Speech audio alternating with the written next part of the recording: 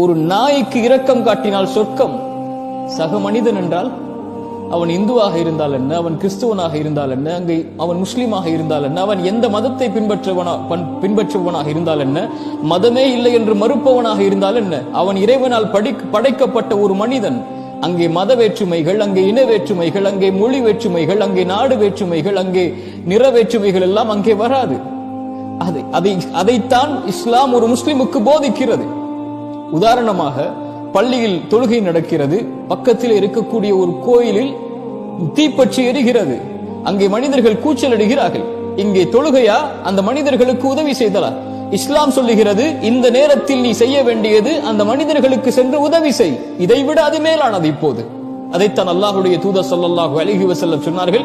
அல்லாஹ் ரப்புல் ஆலமீன் மனிதர்களில் யாரை அல்லாஹ் நேசிக்கிறான்? மனிதர்களுக்கு பலனுள்ளவனாக வாழக்கூடியவர்களை.